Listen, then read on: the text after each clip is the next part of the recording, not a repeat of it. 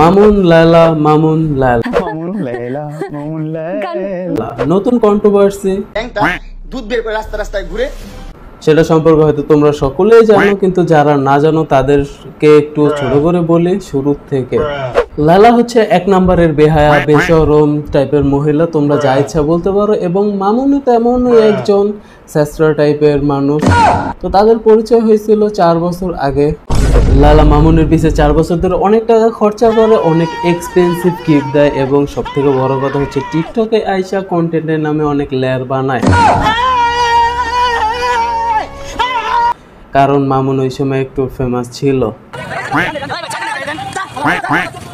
সেও ফিল্ম পাওয়ার জন্য এগুলো করছিল ওই সময়। অপরদিকে মামুন লোভ করে হোক বা লায়লার টাকা পয়সা দেখে ছোট ছোট গিফট দিত। আমার প্রথম বার্থডে তোর সাথে যখন দেখা 6 মাসের মাথায় আমার 12 লাখ টাকা দিয়ে একটা গাড়ি কিনেছে, তখনই তো আমি ইমপ্রেস। ও মাই গড, তারা কিন্তু 4 বছর একসাথে ছিল।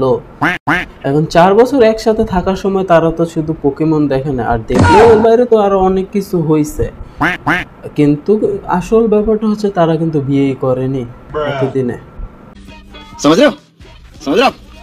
না এখন 4 বছর ধরে মামুন লায়লার টাকা পয়সা খাওয়ার পর, লায়লাকে খাওয়ার পর এখন আর সে তার সাথে থাকতে চাচ্ছে না। কেননা মামুন তো বরাবরই ছেঁচড়া টাইপের মানুষই ছিল। কিন্তু লায়লা 4 বছর ধরে এত টাকা পয়সা খরচা করার পর, এত কিছু খরচা করার পর মামুনকে নিজের প্রোডাক্ট হিসেবে মনে করতে শুরু করে। তো মামুন চাচ্ছে না লায়লারটা খেতে, লায়লার টাকা পয়সা খেতে। অপরদিকে লায়লা চাচ্ছে না মামুনকে এত কিছু ইনভেস্ট করার পর ছেড়ে দিতে। তো এটা দিয়ে তাদের প্রথম কন্ট্রোভার্সি শুরু হয়। লায়লা মামুনের নামে ধর্ষণ মামলা করে দেয়, আরো 5-5টি মামলা করে দেয়। মামলা খেয়ে মামুনের অবস্থা দিশেহারা হয়ে যায়। মামুন আবার ফিরে চলে আসে লায়লার কাছে। তো আগেই বলেছি মামুন তো ছেঁচড়া, আর ছেঁচড়াই থাকবে। তো সে চলে যায় নতুন পাখির সন্ধানে, যেটা লায়লার একদমই পছন্দ হয় না। তো সেটার জন্য লায়লা নাকি মামুনকে তার বাসায় ডেকে ঘুমের ওষুধ খাইয়ে তারপর মামুনের অন্য পাখিদের সাথে যেসব এনজয় করা ভিডিও ফটো ছিল সেগুলো নাকি তার কোনো রিপোর্টার বন্ধুকে দিয়ে দেয়। তোর বাসায় আসতে চাইছিস কখনো? আমি কেন তোর বাসায় আমাকে আমার মধ্যে থেকে আমার ট্রান্সফার কেন করে দিছিস? আমার বাচ্চা আমি আমার ফ্রেন্ডের সাথে ঘুরতেই পারি না, স্বাভাবিক। তুই ওই ভিডিও ফটো কেন তুই তোর সাংবাদিক বন্ধুদেরকে দিবি? যে কারণে তাদের এই নতুন কন্ট্রোভার্সি, যে কন্ট্রোভার্সিতে নতুন করে যোগ দিয়েছে আমাদের রূপনগরের রাজকন্যা মানে অনামিকা ঐশী।